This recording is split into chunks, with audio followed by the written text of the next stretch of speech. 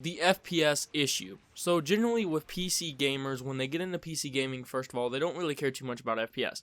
Now me personally, I couldn't really care about FPS as long as I'm getting above 60 FPS. I don't have an issue with it. Even if it drops down into 50, even 40, as long as I'm above 30, I couldn't really care. Now let me pause and explain right here. In a single player game, I couldn't really care. Multiplayer wise, there's some issues there, because if you're dropping lower than so and so FPS, it basically affects a lot of things to where, like, you know, the other person's not appearing on your screen like they should be, so they're killing you.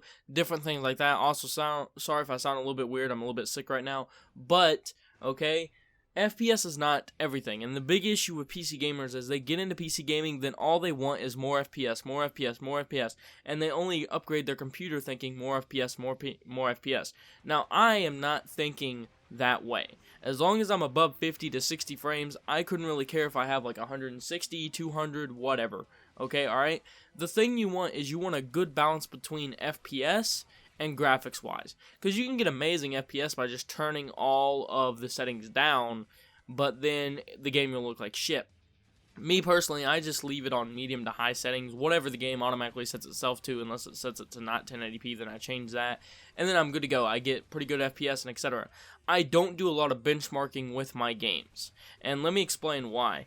I do some. You guys saw DayZ, that's because it has some, you know, so-and-so, and there are people probably looking to buy things that they want to run on there, and etc., okay? But generally, when you see some gameplay in the background of me talking, and it has, you know, all the stuff up in the top left hand corner, it's because it's the first time I've booted up the game.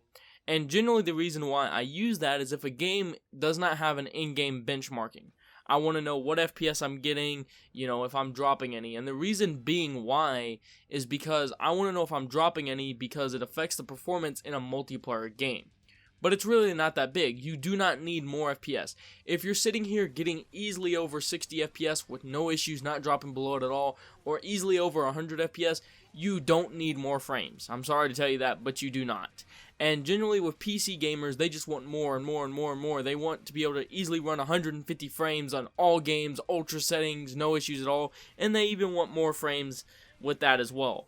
But generally how I look at it is I'm like, I can play a game on medium or high settings and generally keep around like 100 FPS.